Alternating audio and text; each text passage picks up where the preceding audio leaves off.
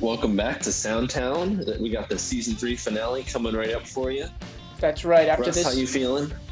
Oh, I'm ecstatic. We've made it through a whole other season, Eric. I'm so proud of you. Wow, amazing. And people keep listening. I know, right? It's kind of makes sense because this is a really well-produced show with great content. So good for them. Season 3 finale, which means we're going to be taking a little break after this. We won't be back until the first Thursday of September, which don't be upset. That means you have a chance to go re-listen to some of your favorite episodes, check out ones you might have missed, or, you know, in the summer here, 2021, go check out some shows. Don't do it if you don't feel comfortable, but hey, shows are coming back in a big way. Go support your favorite DIY bands. Some of the bands we talked to maybe. That could be really awesome for you. But, you know, let's go back to square one here, Eric. We are Soundtown. I am your co-tour guide, Russ. And I mentioned your name, but please introduce yourself, sir. I'm Eric. Oh, there you go. One more time for the folks in the back. I'm Eric. Yes. And this is I'm Eric and I'm proud. This is the Soundtown podcast where we take you through the town of sound. Now, Eric, we were just talking offline. You recently ventured to Vermont. What's nicer, town of Vermont or Soundtown? You know, I don't know. Soundtown's just got so much going on. It's hard not to pick it. Wow, sorry for the folks who live in Vermont or Vermont Patriots. Vermont is an okay town too, though. Okay, shouts out to Vermont. You know what? I did go to Vermont once as a really small kid, and I remember that the pizza was not that good. I did not have any pizza, but everything else is really good. That's good. I'm glad. I'm glad that you had a nice time, and I'm glad that you're here with us to, you know, give our audience the season 3 finale of Soundtown that they deserve. And that's with our guests, Fletcher Lake. We've had them on before, haven't we, Eric? Yes, we have. But now we got a special edition who was not here last time. Yeah. Well, since the last time, the band Fletcher Lake has added extra bandmates. And who we have today is David Robson's brother, George Robson. And we have just a wonderful conversation. We talk about the brand new single that had just come out a matter of days ago, Eric. And what their plans are in the future, and why am I spoiling it? Let's just jump right into this episode. Dive right in. Here is our chat with our friends in Fletcher Lake.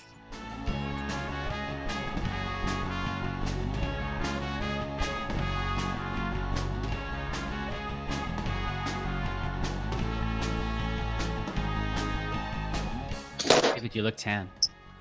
What? You look tan. I was at the beach. I got burned here, but here's pretty just tan. How often do you get to go down to the beach? Depends. Today, George and I went to the gym in the morning, so the ocean was my post-gym shower. Nice. What'd you guys work? The lats? Where are those? George, you can answer that question. I don't know where we were. Yeah, today was chest and legs. It was a bench, squat, and pull-ups. Okay. All right. I'm very new to the gym game. That's George's forte. Eric, do you work out? No, I work a manual labor job, so that is pretty much like going to the gym. You work outside. Just so you know, Eric, your thing sounds a little muffled. Your voice. Oh, it does. That was better. Is it better? Yeah. What did you do? Okay. Nothing. Nothing. I just cleared my throat. No, now it's going in and out of the muffle sound. Let me turn my AC off, even though it's kind of hot. It's exciting. Is that better? No. Not the same. Not better. Is your phone pressed up against something? How about now? Yeah, that's better. That's better? Yeah. Okay. George, what do you have on in the TV behind you? That is, I forget how to pronounce it. Is it Hokkaido or Hokuda. It's Japan, but it's mostly snowy there. And considering that it's 98 degrees outside, I decided I wanted snow in the office. Fantastic. Am I going to get sued when I put this on YouTube? Oh, that's true. I don't know. I could turn it off. I think it's fine. Yeah. Thank you guys so much for taking the time to hop on the episode. I don't know if you're aware, this is going to be our season finale episode. Oh, fantastic. So we need you to pull out all the stops, make this the best podcast we have had so far on sound. I mean, it's just naturally going to be that because we're here. So that's right. We have none other than the Robson brothers. How are you guys doing? So I don't know why I was expecting you to be on camera together, but George, you're an adult, and like David, you're kind I'm a B-adult. An adult. Yeah. So how far are you guys living wise now? Like a full half hour, really. Yeah. Really? Yeah. George is an official adult, married, not with children, but married. So he's with his wife up in northern-ish Jersey. Yeah, Keyport is where we're at now. I didn't know if so it's okay. I didn't want to give people, away your. The people can know. It's all right. All right. And what street in Keyport? What's so your social security number? And my social security is How's Keyport treating you? How long have you been there? Yeah. About 6 months now, and we were in Asbury, and it was painful to leave there psychologically. Like I was like, I've felt at home there for a long time, but this has been great. It's a beautiful town, and the neighbors are great, and we're right near the downtown. It's awesome. Yeah. Awesome. Good to hear. To hear. I can't remember the last time I would have seen you in person, George. I think probably a Monmouth, probably. Yeah, right? probably a Monmouth thing, but we too long. Definitely too long. That's the answer.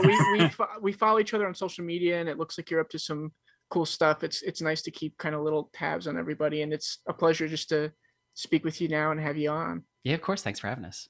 Absolutely. Yeah, this is the farthest that David and I have ever lived apart. Now that I think about it, ever. I guess New York when I was there college, for school, but that was not impermanent. Right. And that's interesting.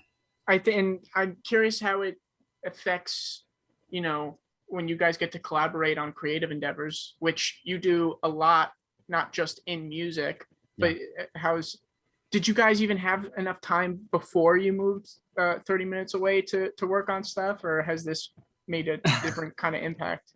Yeah, how I would say it's completely changed is that George and I went from having multiple conversations every day to having one conversation a week that still has all of the topics of an entire week's worth of things. So like if anybody tried to follow the conversations that George and I have now, it's pretty much impossible because it's just like slamming one thing after the next to make sure that we fit everything together. So I'm not sure if it's necessarily changed. It's just we've had to condense as much as possible. Yeah. Yeah, and I think in some ways we've been working together more because it's been concentrated. Like we can't take for granted the time that we have. So like when we were doing like sketch comedy for a while, a lot of times those, even though we did that every week, that was only because we had the rule that like you had to do one each week. But then after that, it was kind of like, oh, do you feel like doing it? Do you feel like doing it? I don't know. And so now, because we're living apart, it's kind of like, okay, we're meeting, and so we have to get this done.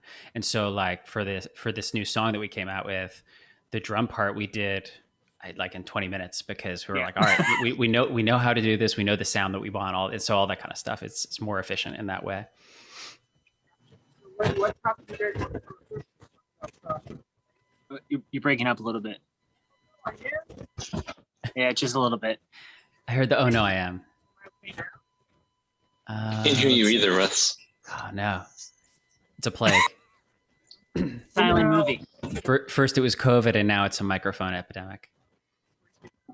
This is what you get for telling me I sound muffled. Do I still sound muffled, or no? You sound no, great. You're good. Yeah, how do you like that, Russ? Eric stole Russ's microphone powers. Can you not hear me? Oh no, wait, we can hear you now. Now you're back. I didn't do anything. Am I okay? That's weird. No, you're good now. Yeah. Oh my goodness, this is going to be a train wreck. No, it's a great podcast. Okay. So Well, what was your question? I don't remember. I think my question was, let's talk about Fletcher Lake. So when we had David on the first time on the podcast, which thanks for coming back, David. Yeah, of We course. talked about your new-ish project, Fletcher Lake, which was just you. And since then, you've added 3 members, and you released a song, and you're about to release a brand new song, which by the time this episode comes out, that song will be out. Let's talk about, what was the thought process behind expanding the group to not just yourself, David, if you could speak to that. Yeah, for sure. So last time I was on, I think I had talked, the reason that I was going by the name Fletcher Lake is because part of the idea was always to hide behind a band name, even if it was just me. And around that time, I was getting ready. I recorded half of a music video for one of my singles that had come out. And I was getting ready to release it. And I was like, this doesn't feel right anymore. Like, I feel like this isn't what Fletcher Lake is. And I don't know what Fletcher Lake is, but this isn't it anymore. And so I completely threw away that entire project. And instead I called up George, as I do.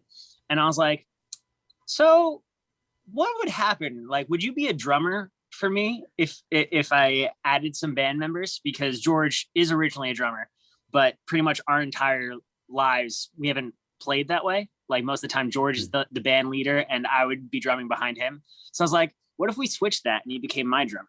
And he's like, I'm okay with that. So then I was like, okay, that's one. And I was like, I don't know anybody else who plays instruments that isn't already in a band. So I kind of just like put some feelers out as far as like my friends that were musicians. I was like, hey, I'm not trying to like poach you from your own project, but like, would you consider playing with me too?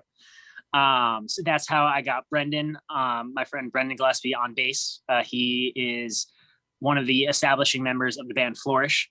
So I was like, hey, while you're not, doing that, you want to just play with me? And he's like, yeah, I barely can play bass. I was like, perfect. That's what we need. And then finally I was about to have like a lead guitarist, because I can't, even though on some of my songs I play leads, I can't like really play leads. So I was like, okay, I should find somebody to fill that in. And instead, I was like, what if we throw that out? And what if we're already a weird band? So what if we like fully lean into that? And so I asked my friend Chris, who is a trumpet player, who has never played really any rock music or anything other than the classics that you play in like school marching bands. I was like, hey, do you want to come on and be my lead guitarist on the trumpet? And he's like, what does that mean? And I was like, don't worry, because I don't know. Like, we'll just figure it out. And so I kind of just formulated the band. That was probably like shortly after George got married, I think. So it was like end of October, early November. And it was kind of to set up for an anti-Christmas song that I'd written years prior that I didn't like by myself. So I was like, well, what if that's the first band project that we have together, and see if it even works. And so I liked the sound, and from there, we continued. Yeah, spoiler alert for anyone who hasn't listened to it, it works. And I was curious about whether or not adding a trumpeter, if you will, was intentional or kind of a happy accident. You definitely answered it there. And I think, it adds a bit of uniqueness to the group.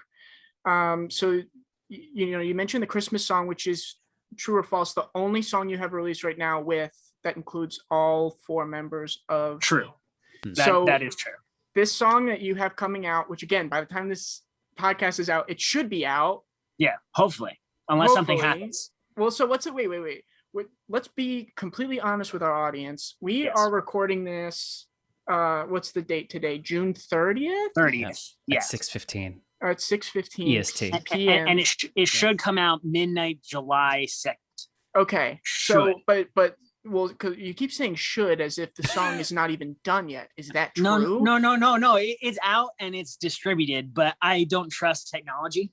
So there have been multiple times where I've like put things out for distribution and then something happens. Yeah. Gotcha. And lost in the electronic mail. So the song is done, and I didn't ask you to send it to me beforehand, not because I want to be excited, but because I didn't have the foresight to produce this episode the right way. I did give you a little sneak peek before it was done. That's true. You got like an almost done version. That's true. That is true. And You're that right. had this, Wait, that had, I did yeah, listen to it. and that had the spirit of it, I think. I did We listen were- to it. It was pretty much just like final mixing that I had Yeah. to mess with. Wait, let me go back into my text archives so I could see what I Play it wrote here. right here, right now. Now. Live. We'll do it Yeah. live. I said, thanks so much for sharing. Can I read what I wrote? And that Sure. like, it won't even matter because I'm not spoiling anything because people would have already heard it. This is your I said, podcast. You can do whatever you want. Yeah. I can? No laws? Well, unless Eric says that you can't, then you Sure. can't. Eric, can Put I him read down my all the text? time. He's always trying to eat ice cream for dinner. Always Okay. shutting him down. So what is the song called? It's called Braintree. Yeah. Take Do you want the 7. story behind that? Give me the story after can I read my review? yes, My yes. text message review of the, what would you call it? Initial mix, mid mix. Yeah, I think that was take 7. So It was take 7. You sent this to me 2 weeks ago. I said, thank you so much for sharing! Exclamation point. That means it was good. Love how somber this is. The strings almost remind me of Bill Callahan. Love that build up to the final chorus. Really packs a punch. Another exclamation point. Additionally, I hear an overall improvement to your recording production quality too. So kudos on that. That's like me being really excited via text message. I don't know if that went through or not. I had to look up who Bill Callahan was as soon as you texted that. So Yeah. Did you like what you Wait. heard? Oh, I did.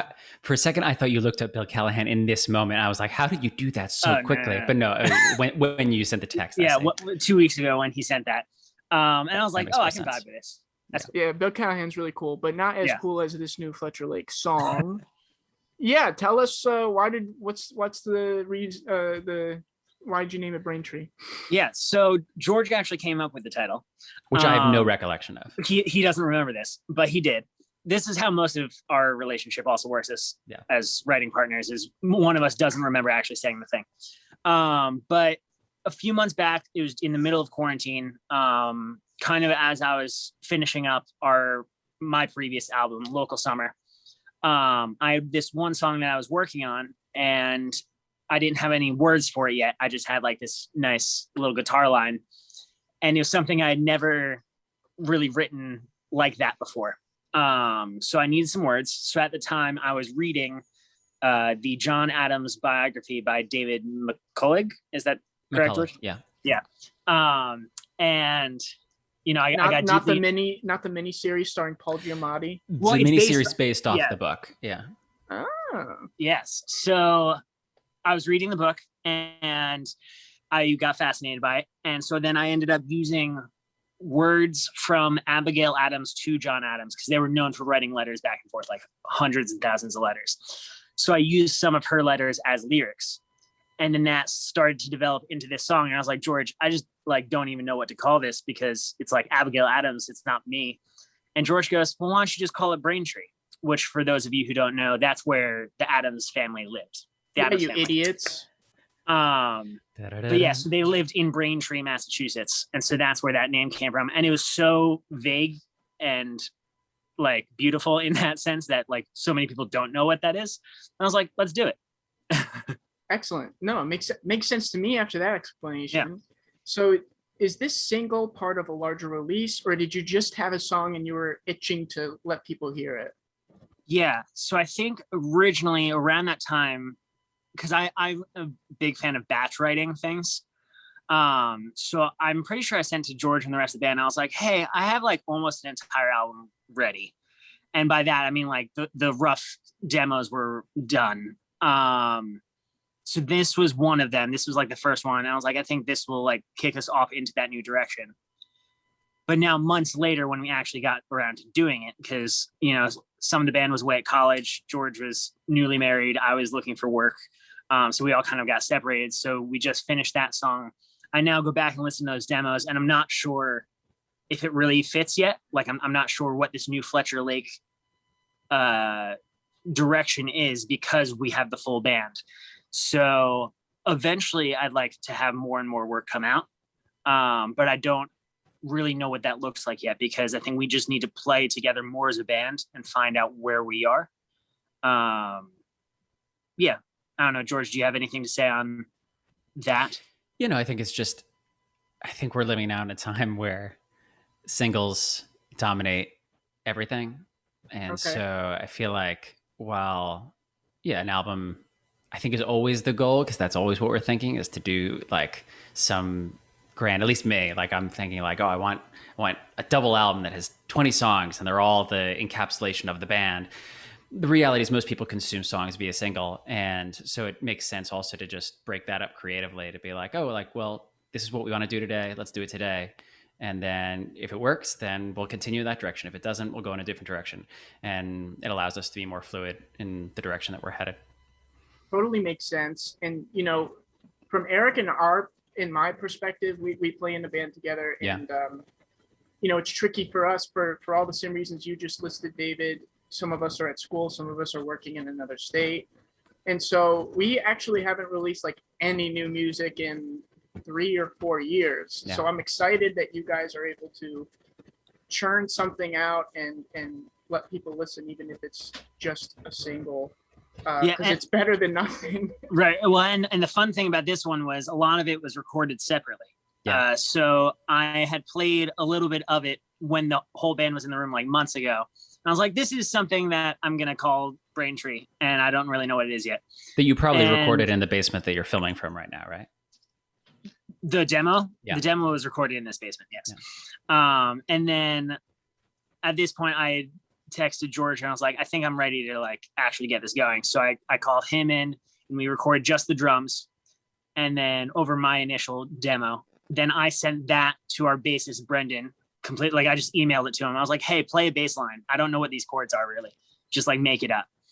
And then he sent that back. And then I had Chris come and then he did the trumpet part and he just like made it up. And then I had George come back again to re-record drums because then by that point, everything was messy. Yeah, when we were recording the drum part, that was on a day where we were recording drums for one of my songs. Yeah. And we were experimenting with this new way. It's actually not a new way. It's a very old way of recording drums, but it was a mic setup that we stole from Glenn Johns back from like Led Zeppelin days. And we were like, this will never work. This is going to be terrible. And it worked great for my song. And so while we were there, we were like, oh, well, we have Braintree. We should do that. Yeah. And so we did like a real slipshod version of the Braintree drums. And so that's why we went back after the fact. We were like, okay, we need to do this like we were serious about it. Yeah. Super cool. So when you say one of your songs, George, does that mean a Heart Butterfly? Yeah, so that's a tune from Heart of Butterfly that also it has yet to be released, but will probably be released in single fashion, kind of the way that this is, So would you mind just explaining to our audience who might not know what Heart of Butterfly is all about? Yeah, so I'm part of George Robson and the Heart of Butterfly, and that's been my band for. It's funny because it's kind of a band, but it's also kind of we my lead guitarist Kevin and I used to call it the most fake band that anyone has ever experienced, because we started to get the most followers during pandemic when we hadn't played any gigs in about like a year, but I was pushing things out to social media for the first time since we had started really.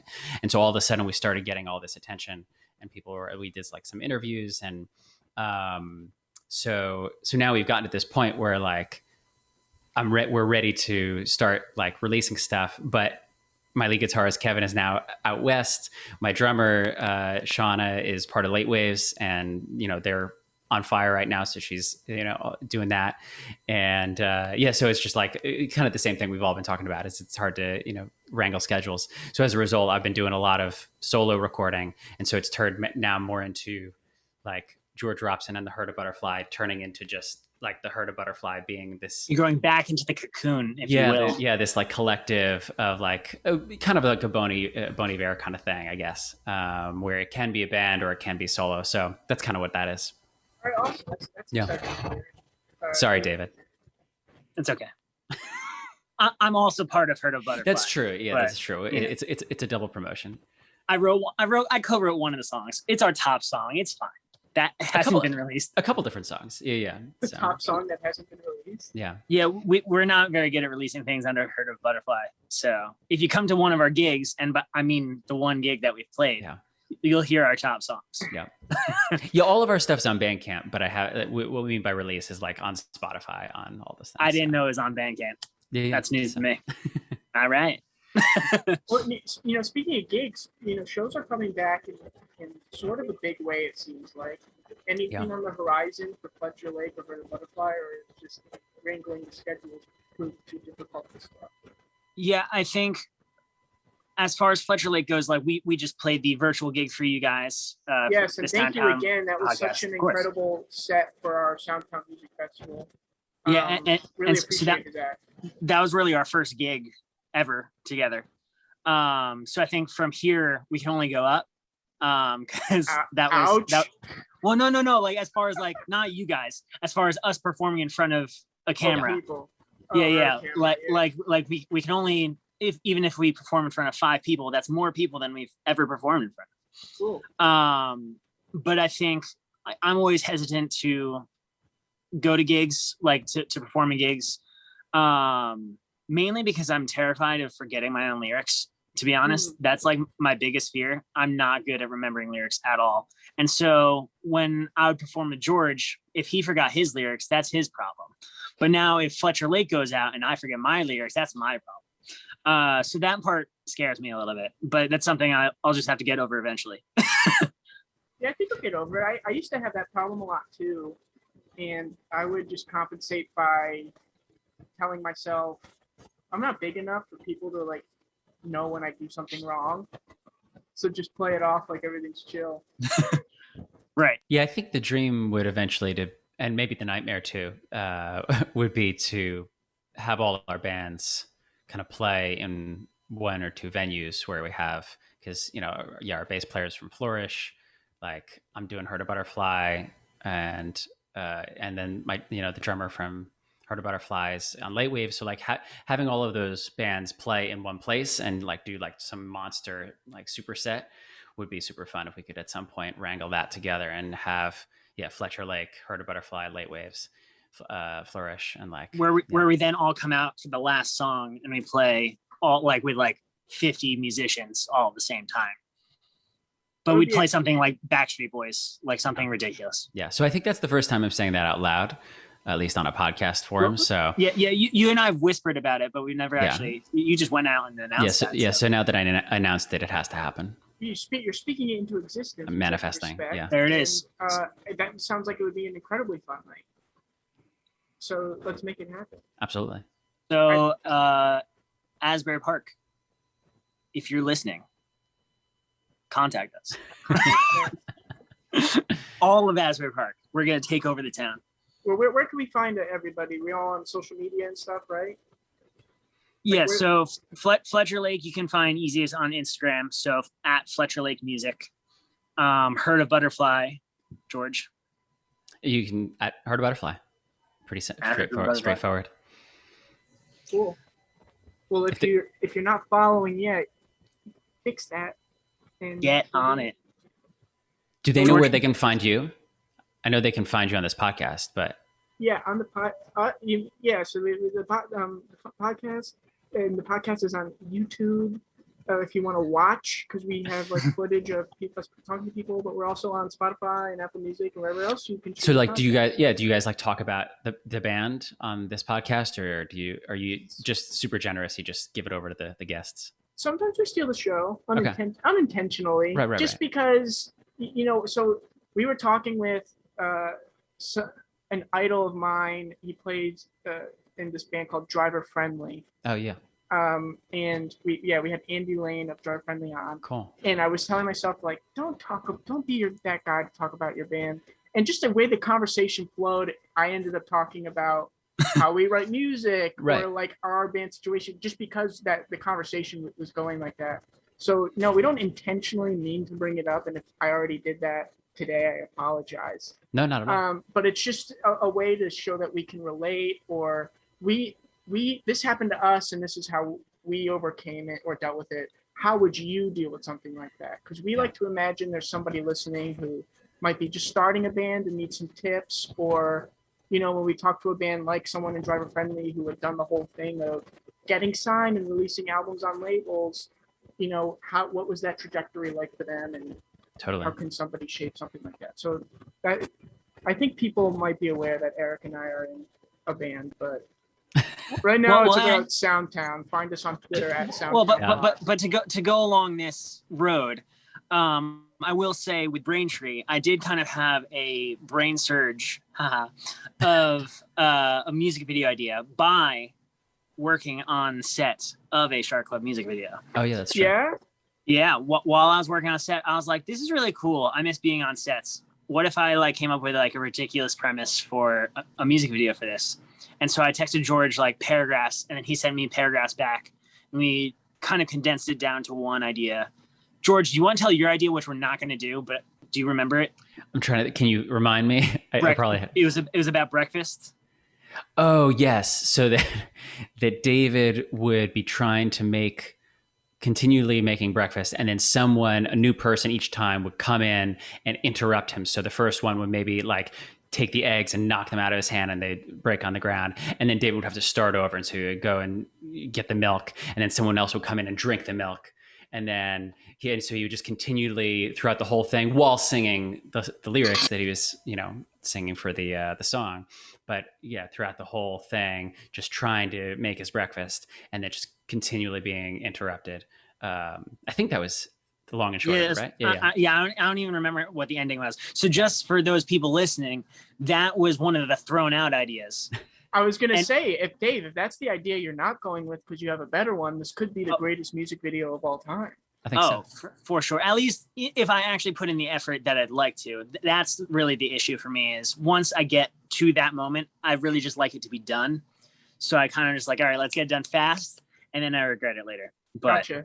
if I actually have a crew and like set it deadline and like do the whole thing, then it could work. So we'll see what happens this summer if we all get a free moment.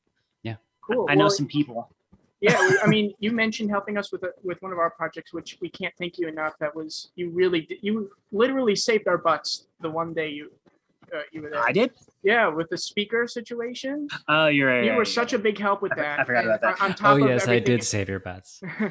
On top of everything else you were helping with, so thank you for that. But if I'm able to help in any way with this project, please let me know. I do know that both of you guys are brilliant auteurs, and I would hate to interrupt any process. But just so you know, I'm happy to help in any way. No, I think the ideal would be to have people just show up and do the thing for us, and we'd say like, I'll even give them credit. I'll say this person came up with this idea for my song. I would much prefer that, but it just so happens that we tend to take it upon ourselves. We think it's going to be easier up front to do everything ourselves. Like, I think that's why Fletcher Lake started just by myself, is because I thought that would be easier because I could just go down into the basement and record by myself, which is true. It'll get done faster, but there's a certain magic that isn't there unless you have other people working on it. So if we get, the 4-piece Fletcher Lake together and we play something that might suck, there's a magic in that. Even if it still sucks, that like when I just go down and record by myself, it could sound great, but it's still missing something. Yeah. Got you guys. So before I change the subject off of music, was there anything else that you were expecting to talk about or that you wanted to mention? I don't think so. George, can you think of anything about the song that we didn't talk about? What's your favorite part about this song that's coming out? I think the way that we recorded it, like I think the fact that it was postal service style in its birth, and there's something about that I find more compelling. I think just because I really like the studio, I like to produce, and so there's something about creating a feeling of a band when the band is not in the same room that I find way more exciting and interesting than a live performance of a band. And I know I'm not, I think a lot of people prefer the actual band, but there's a certain magic to that I like. Is that an answer for both of you? You'd rather be in the studio than playing a gig? Yeah, I think for sure. Just I love the creation process. I think I might have talked about that last time here, but like it doesn't really matter what medium it is for me. I just love creating. And with other people, that like if you can just like sit in a room and do that together, that's where the magic happens. So yeah, if like labels would just let me sit in a studio and record all the time, and I didn't have to go and play a gig to promote it, that would be wonderful. Or promote it in the studio. That would be, I think, the ideal is have a studio Right. that you record an entire album over the course of a month, and then at the end of that month you play a live show of that album in that same studio and broadcast it out to everyone. And then it's like a 2 for the price of 1 deal. Yeah. And then maybe do like a short tour where you do like 50 shows or something. Well, you know what? 50, that's a lot. Well, like I'm saying, like professionally, if we're doing a real tour, 50 is pretty small. A new thing that I'm seeing, artists are going on Twitch and like just making music on Twitch for people to just like look over their shoulder and see what they're doing. That's a good idea. That sounds pretty fun. Cool. It's pretty cool. Some ideas. Yeah, that's a good idea. I like that. An entire album. Let's just sit and do an entire album in a day. Yeah. No, I love that. Because we're us. So why would we do anything less than that? Yeah, well, I just watched the Bo Burnham special, Inside. And so, so I envision a far less melancholy, like a joyful, exuberant version of Inside musically, but the same kind of concept of like, yeah.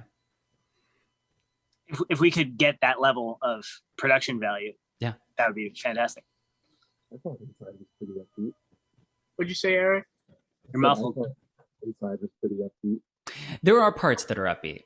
I think it's parts. Come on, so positive. Yeah. Taco is so positive. Yeah. Congrats. I did say I found it strangely comforting. I think that's even the darkest parts. I felt solidarity, and as a result, it warmed me. Yeah. I didn't watch it. I have nothing to say. Sorry, Eric. What? You haven't watched it yet? Wow. I thought you would have been all about that. I'm not a Bo guy. People are excited or surprised to hear I'm not big in. David and I were not either. Yeah. So I was just following the peer pressure. Yeah. Gotcha. What were you saying, Eric? I apologize. I don't remember. Oh, he doesn't remember. Look at him. He's so cute. So David, I'm sorry, George. I don't know if you listened to our initial episode with David. I didn't. I'm sorry. It's totally cool. That's why I asked, because I was about to explain what I was trying to talk about. So what we did was we went back to, I think, possibly the most popular Things Falling Over episode that you guys had, which is your parody of Cake by the Ocean. Yeah. And we talked about how many views it had, which was a lot. And we read some of the comments because the comment section was very strange.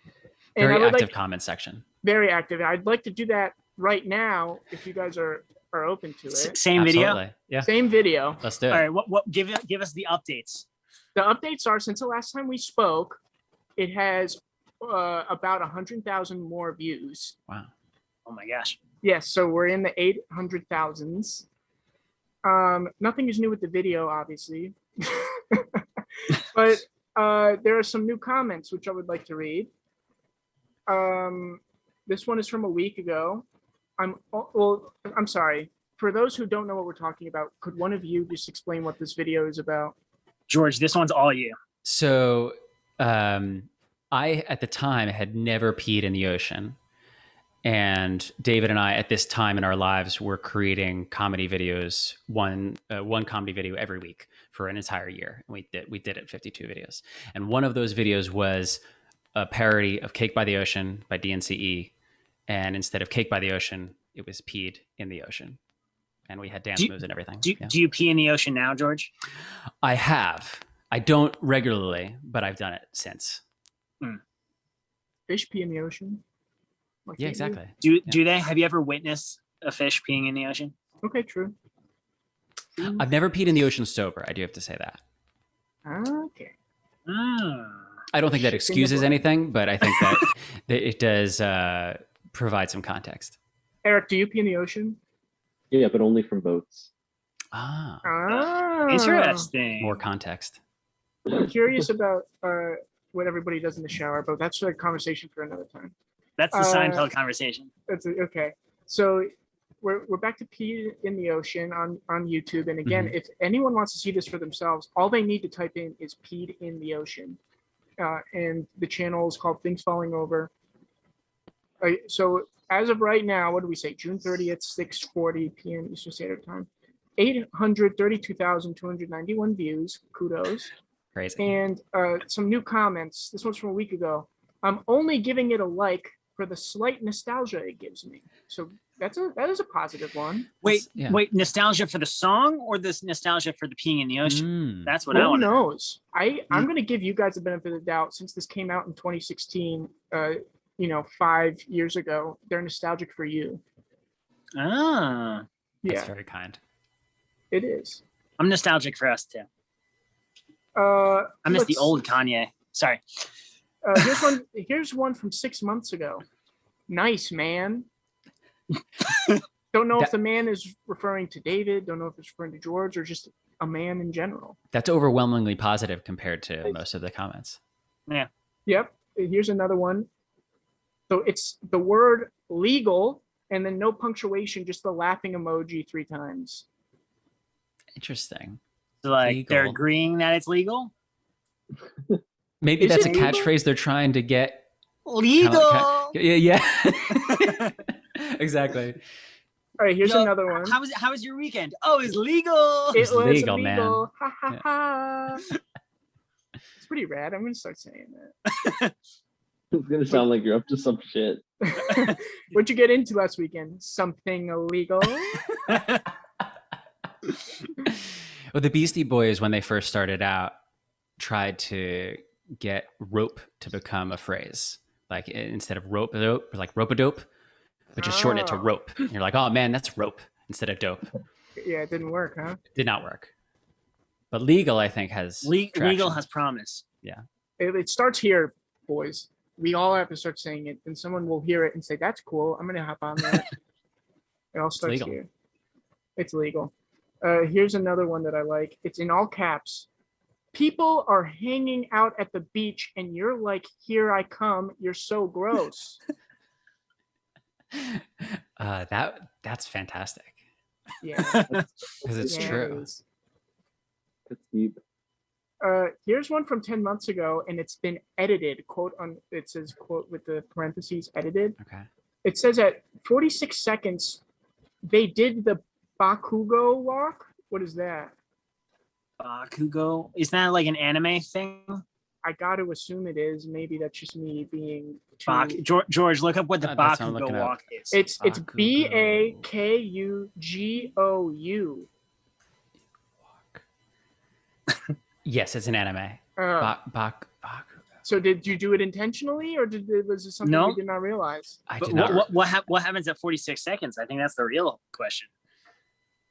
You do the move like this, so you weren't even walking. Oh wow. Oh Okay. no! You're walking with like you got your hands on your waist and you're doing this. Oh yes. I am watching the Bakugo walk, and I do that. Okay, So- cool. Yeah. With the choreography, just a fun little snippet. I believe I was taking a shower and I walked out and like was getting ready, and George just comes in and he's just like, "I have our choreography. It's gonna be this," and he just like goes into that dance, and I was like, I didn't know we were gonna have a choreography at all. All right, sure. So that took George all of like 20 seconds to create that. So maybe he did subconsciously rip off Bakugo, which he never had seen. Yeah. Gotcha. Well, I'll read one more here for you, and it's a thread. It's like someone said something, people replied. Someone said, "I'm on the wrong side of YouTube," and somebody replied, "No, you're on the best side of YouTube." And then someone replied, "Ew," and then someone replied, "Same here." The same here really brings it home. Yeah, because you don't know which. Yeah, exactly. Yeah. Are they agreeing with the best side? Or are they agreeing with the worst side? I think Who we'll knows? leave it open to interpretation. I Yeah. personally am a fan. Shout out to the same sider or the best side of YouTube, because I don't agree, but thank you for that. That's super brie. I am Thank you, continually shocked at how passionate people are about peeing in the ocean. It's crazy. Like, and not that I I think at that time that we did the video, I had never done it, and so I wasn't really into it. I didn't think it was like something that people should do frequently. But It wasn't legal. yeah, but at the same time, like it's shocking to me that it would draw someone to leave a comment on a YouTube channel. But I'm grateful for it because it clearly George, got us 800,000 views. But can you think of any video on YouTube that would drive you to comment on YouTube? Like, are we just not that type of person? Fair. I may have commented on like 2 videos in my life, so that's true. Yeah, I'm not a commenter either, but it seems like a really young audience, just from fans of the song. And right. I said I was done, but I just came across this one that I have to share. It's a lot of emojis. So this one says, I'm just going to read it. It's not grammatically correct. It says, I'm day is bad for the, and it's emoji of a fish. Okay. So it's a bad day for the fish, I was assuming we were meant to say. Same comment, and I have a crush on that little boy. I'm 7. How's he? Which we talked about in the other video. There was a young man with you that everybody in the comment section had a crush on, but he was like 8 years old. Yeah. Yeah. He's probably coming up on age soon, but he's like in high school. Yeah, he's probably like 16 or 17 nowadays. Yeah. They grew up so I don't know. They grow up so fast. So far less creepy, although in the video he's still a kid, so it's still creepy. Well, but if they're 7, True. Then the person is now probably like 12. Unless they don't have they're not super good at typing. Perhaps they missed a digit. 77. Yeah. That's someone who's pretending to be 7 would do in a YouTube comment. Yeah, someone who is 77 would do that. Well, let's think positive here. And if you guys are ready, we would love to play a game of this or that with you. Let's do it. Sure. George, I know David knows how to play, unless you forgot. But George, do you know how to play this or that? I don't think so. It's basically, I'm going to give you the option. Oh, wait, David, could you explain it? We've never had a guest explain it. Isn't it just you give 2 things and you choose either this or that? Cool. That's exactly right. Fantastic. Eric, do you have a this or that for Fletcher Lake, or should I read off of my handy dandy list? I have one, but I'll let you go first. Oh, thanks. You don't have to, but okay. Here's my first this or that, and it's inspired because you told me you were working out this morning, and now I think that you're super fit, guys. This or that, running or walking? Walking. Could you expand on that before George gives his answer? I just don't. I don't like. Oh, like running helps you get places faster, but I'm a big fan of just going on like long meandering walks with people, and it doesn't have to even be to a destination. So I'll like people ask me to go for a walk. I'll always go for a walk. Nice. Even though I love running, I used to hate it, but I run 3 times a week now. I was once asked what I'm passionate about, and I said education, and it's fucking bullshit. It's not true. What I'm actually passionate about is walks. Wow. So walks is definitely the choice. Eric, are you a walker or a runner? I'm a walker. I am like very, very against running. Wow. I think there's no reason for anybody to be running ever, like at all. So I think everybody my needs to chill. answer here, I think, would be running. And now I'm not a runner. I could never do cross country. I can never do the distance thing because I have very poor stamina. But if I'm walking somewhere and the place I'm walking to is in sight, but it's like really, really far away, I get really impatient. So I start a little jog, and then I realize I'm going to get there faster, and I just do a full out sprint. And I might be out of breath, but boy, am I glad that I'm there. So I think that would be my answer. Eric, what is your this or that for the Robson Bros? Cooking shows or nature docs? Cooking shows. You have any favorites? Do you have? Yeah, I would say cooking shows as well. Yeah. Yeah. Nature docs feels like the right answer, but the reality is, definitely cooking docs. Chef's Table, I really love. Chef's Show, the Jon Favreau and Roy Choi, is also great. And yeah, I almost went to culinary school because of Anthony Bourdain, and so Rest in peace. yeah, so that's probably the ultimate, that or Marco Pierre White's Hell's Kitchen era. Those 2 years. Yeah.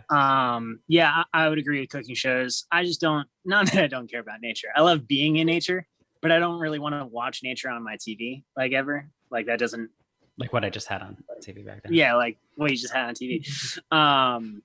Yeah, so like highlights, I agree with everything George said pretty much about the cooking shows, but you know, I'm also like a beat Bobby Flay kind of guy. Chopped ticks me off, like the way that Chopped works and the way they judge things, it really bothers me. So I actually like refuse to watch Chopped nowadays. But yeah, my biggest gripe with TV competition shows is, even though a judge will say it tastes good, how can you prove that to me? That's my gripe. do you think every judge is lying to you? Well, it's just like, I want to taste it, but I can't. Like, I'm watching American Idol or something. They're a good singer. Yeah, I can hear it. Sure, they're fine, but I can't taste it. Give me a break. Totally. Get your eyes checked. I have to get my eyes checked. Yeah. Taste through the eyes. Through the eyes. George, when you just turned your TV off there, Yeah. I didn't realize that the thing behind you is a mirror. I thought it was a very narrow doorway. And so that'd be fantastic. I saw the back of your leg moving, and I'm like, oh, there's just like a woman in the back room over there, because you have very slender legs. And it's been you the whole time. It's from running. Yeah. Gotcha. Okay, here's another one for you. Unibrow or unicycle? Unicycle. That was quick. Yeah, unicycles are cool. Unibrows are not. I'm sorry. Have you rode a unicycle? No respect for your fellow. No, I'm envious of it. It looks hard. So here's the thing. I don't have like a complete unibrow, but I do have to like get rid of some hair up there every now and then. It really doesn't affect my life too much. But like unicycles, I've tried to ride one and I've gotten hurt. So I don't know. So it's a hard one for me. But if I had to choose, I'd like to know how to ride a unicycle. I think that's, so I'll say unicycle. I went to clown camp in 2nd grade, and I learned how to like spin a plate on a stick while balancing on my palm. Some pretty cool tricks. Yeah. Where did you go to clown camp? So I went to Catholic school until 3rd grade. Yeah. And my friend's dad like worked in one of like the administrative offices in the school. He was really passionate about clowning, and so he started an after-school activity called Clown Camp. And so I would go after school. Is there a lot of Catholic clowns? There was there. And so there was an upperclassman riding around on a unicycle. And they're like, that's level whatever. Like, you're going to get there someday, kid, if you work hard at it. I'm like, wowee. So here's the real question. Do you think the Pope has gone to clown school? That's a good question. It's a really good question. Yeah. Well, you gotta assume, because what are we saying, Eric? I'm sorry. I was just gonna say really quickly. It's just really funny that you met someone who was serious about clowning. He was very serious. I once took a class, Eric, with a clown that had studied clowning at, I think it was the Sorbonne. Like, it was like somewhere in France. Like he was in Paris, and he took it was like his MFA, but it was in clowning. That's like the Juilliard of clowning, right? Yeah. Yeah. Zach Galifianakis has that show Baskets. It's like all about that. Oh, word! I haven't seen it. It's pretty interesting, pretty funny. Okay, all right. Eric, do you have another this or that, or? Nope, almost. All right, we'll give you guys one more, and then we'll cut you loose here. Thank you again for joining us on the season finale here of Soundtown. I gotta find a good one. Okay, this one's hard to explain. Basically, if a band sometimes does a cover of a song, they do just an acoustic version, or they make it their own completely and like genre bend it. What kind of cover do you prefer, the acoustic one or the genre bending one? This is a really hard question. I was going to let David answer, but I think I do have an answer. Yeah, George, you go first. I don't know. Definitely the genre bending for me. But maybe just on principle, I might have to think about it more to know if that's really what I enjoy the most. Because, yeah, like I think the cliche answer is always like, well, Hurt, Johnny Cash. But in a way, that's both. Yes, Like it's I kind agree. of like it's a genre bending and it's an acoustic. So I think maybe same thing with Mad World, like the Gary Jules and the who wrote it? The Tears for Fears. Yeah, the Tears for Fears. Like, although I guess Gary Jules is not acoustic. There's other stuff going on there, so that's like a genre bending. I think I meant it in a way like, if say the Foo Fighters were to cover a song, which by the way, they have a disco cover EP coming out. Oh, word. It's Bee Gees covers. It's going to be Sounds very about right. strange. But, if they did an acoustic cover rather than just a genre bending cover, I'd be like, oh. Yeah. Whereas Johnny Cash, like, yes, he always has his acoustic guitar, like, by default, he's going to make whatever, in his style. Totally. I'd say that's more genre bending than just the acoustic. Yeah, so I would say the ones that I listen to more are genre bending. So like the first one I think of is Quiet Drive covering Time After Time. I don't know why that is the first thing that I think of when I think of covers, but that is what it is. And so you're taking, is that Cyndi Lauper? No. Yes. Yeah. Who is that? Oh, it is? Okay. Mm-hmm. So taking Cyndi Lauper from the 80s and then turning it into a pop punk thing from the early 2000s, that I think wins for me. There are some acoustic ones that I prefer, but kind of like what George was saying, they're genre bending and acoustic. Like I don't want, so for example, Foo Fighters, I don't really count them if they were covering themselves and doing like an acoustic version. I almost never want to hear that. And so if I don't want to hear that, I probably don't want to hear them doing an acoustic version of a different song either. Yeah, I think the ultimate version of this for me is like Joni Mitchell's Both Sides Now, which is a song from her first album, but then she re-releases it like 20 years later and it's completely different. And I love that. But if she just covered it the same way, it would just be a less good version of the first version. Yeah. But because she does it differently, it's better. So this brings up, have you guys ever, can you think of one where the acoustic version is the better version? Go ahead. This counts, but Les Claypool has an acoustic cover of the song by the Bee Gees, "Staying Alive." It's acoustic? Like acoustic twangy. It's just like acoustic bass and acoustic guitar, and it's one of my favorite covers of all time. So I guess it kind of counts as acoustic, but it's also genre bending. Right. The acoustic version of "Feels Like Summer" by Weezer. I think it's arguable. If you're not a Weezer fan, people may not think that's a good song anyway. But but I love that song. But I think the acoustic version is much better than the original version. Interesting. I'm a really big fan of the band Yellow Card. And something that they did with their later records was they'd release the full band record, and then when they had some downtime, they'd re-release the same record but all acoustic versions. Most songs reimagined to fit that style. And that was always interesting to listen to. But at the same time, I was like, oh, you spent all your time doing that. You could have wrote another album. Right.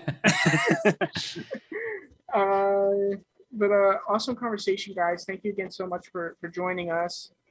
Dave, like I mentioned before, you're welcome back anytime. It'd be cool to get the rest of the Fletcher Lake gang on here. Yeah, for sure. George, invitation stands for you as well. If we can ever help promote something Heard a Butterfly, we would love to do that.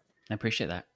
Definitely. Anything else outside of music that we can plug for you guys before we let you go here? This or that, the Roman Empire or the medieval period in terms of like myth. like that we like discussing, or like that we like to live in, like what is, I think whatever it means to you, the connotation that immediately jumps out to you. What do you want to experience more?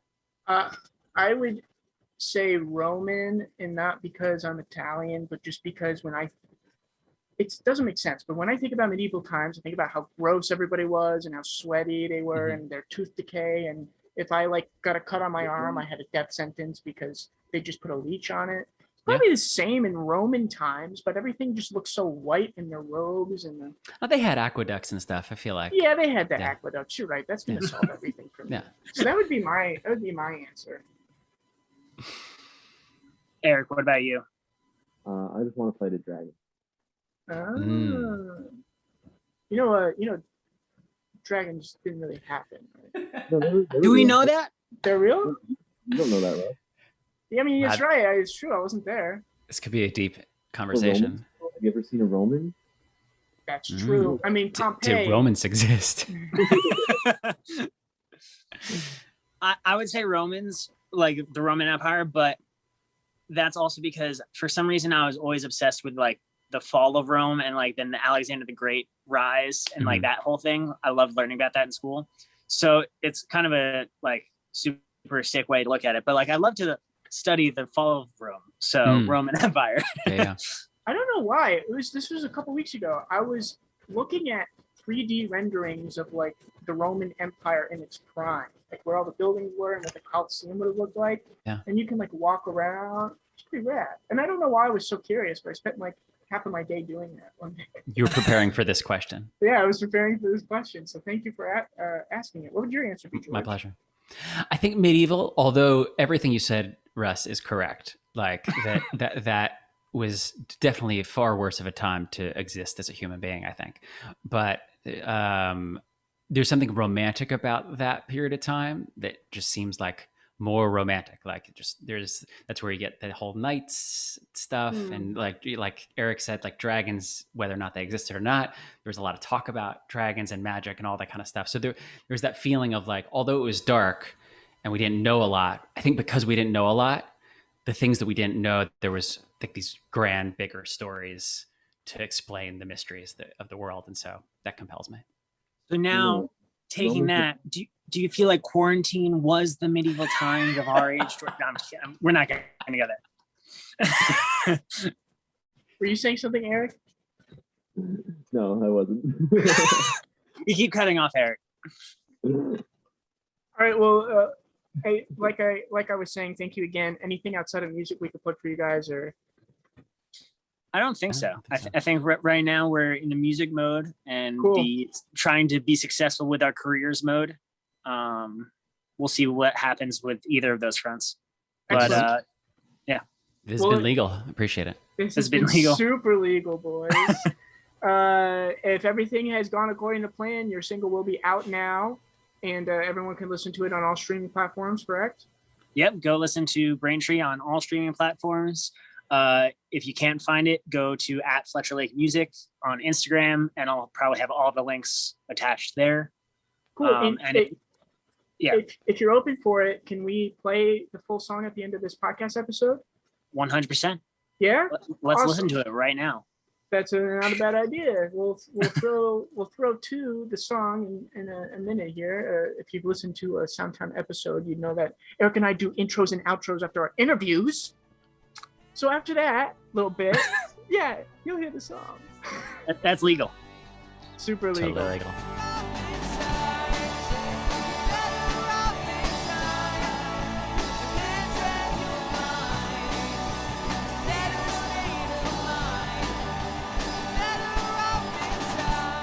There you have it, Eric. That was our chat with the boys from Fletcher Lake, Dave Robson, George Robson. Many thanks to them for taking the time. Very excited for them and all the possibilities of what could be in the works for them in the future. The new single is great. If you listen to the very end of this podcast, we'll play it for you.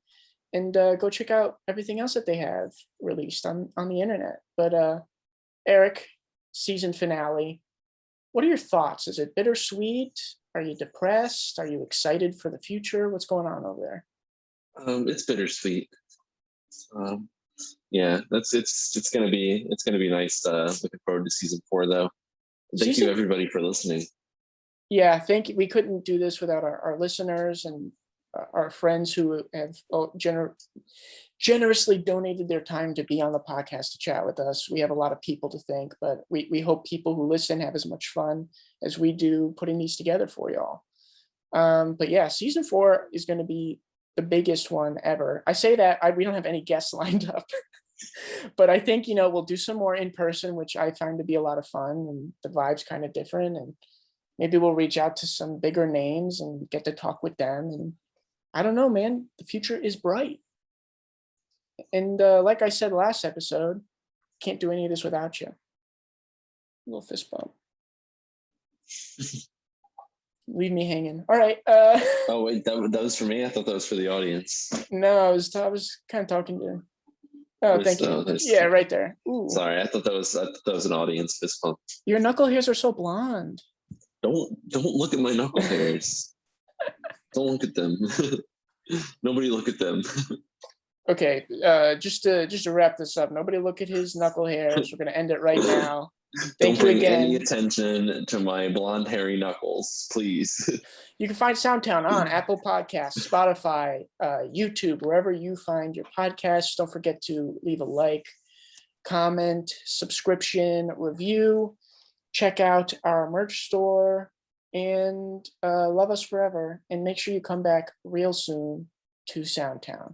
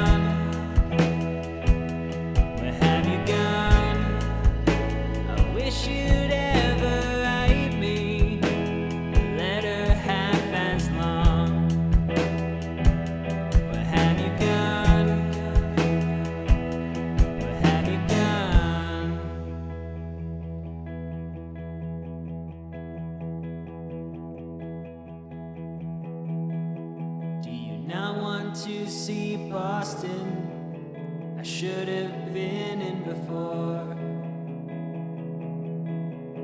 Strangers come to see what state it's in. The few things that we had left are all but dead and gone. I'm determined to get it cleaned up, cleaned up.